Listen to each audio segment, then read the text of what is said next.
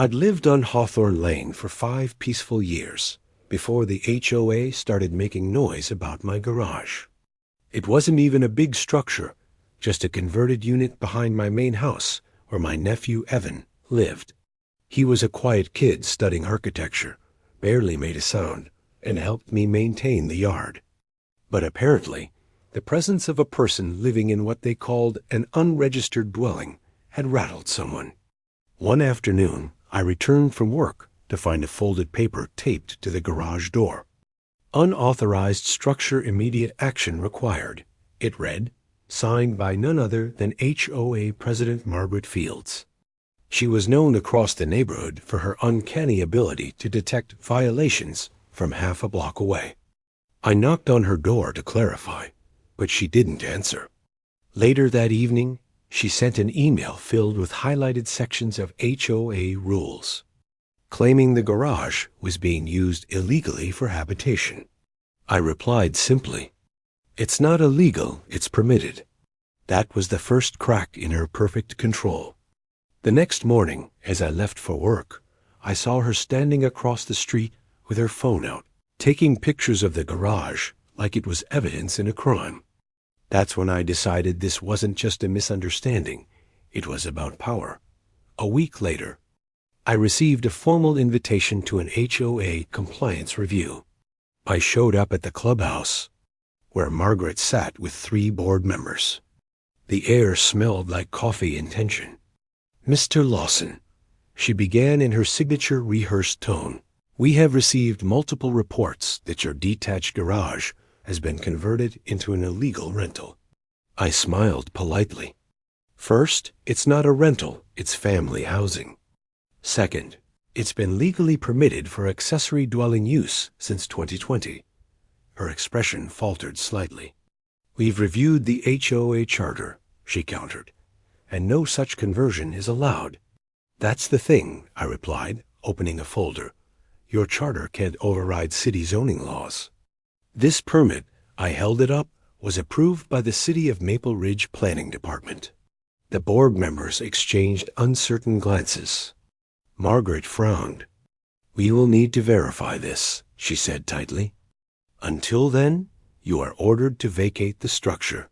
I leaned forward, voice calm but firm. "You can verify it, but until the city revokes my permit, no one's vacating anything." Then I stood and left, letting silence echo behind me. 2 days later, Evan texted me in a panic. The HOA had sent a tow truck to remove his parked car, claiming it blocked emergency access. I arrived home just as the driver was hooking it up. "Touch that car, and you're trespassing," I said, showing him the permit paperwork and property map. The driver hesitated, clearly uncomfortable. Margaret appeared from behind a hedge, phone in hand, recording. "We're enforcing community rules," she snapped. "This structure and all related vehicles are in violation." I stepped closer, keeping my composure. "You're enforcing rules on city land now, Margaret. This structure sits within a municipally permitted A-do zone." She laughed dismissively. "That's not possible." "Call city planning," I said, handing her a business card. "They'll confirm it." She hesitated for a moment, but waved the tow truck away. I watched as it rolled off, leaving tire tracks of defeat behind. Evan peeked out from the garage door, relief washing over his face. "Is it over?" he asked. I shook my head. "Not yet, kid, but it will be soon." The next week, I got an official call from the city planning office. They wanted to schedule a site inspection after receiving a complaint from the HOA. When the inspectors arrived, I greeted them with coffee and all documentation ready. They checked the structure, utilities, and fire compliance, nodding with approval. "Everything here's exactly as it should be," the lead inspector said. "Looks like someone didn't read your file before complaining." I smiled knowingly. Oh, they read it. They just didn't like what it said. The report that followed was clear and decisive. Property and structure are fully compliant with city housing standards. No violations found. I printed 3 copies, one for my records, one for the HOA, and one to post on the garage door itself. By that afternoon, Margaret marched down the street, clutching the report like it was poison. "This doesn't change the fact that it's unsightly," she snapped. "That's subjective," I replied, "and not enforceable by law." She glared, muttering something about standards before turning and storming off. The garage light flicked on behind me.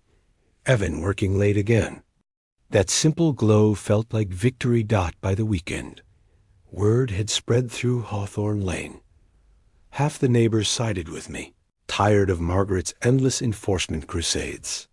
The other half clung to her every word, afraid of losing order. A few residents even stopped by to ask how I'd gotten the city permit.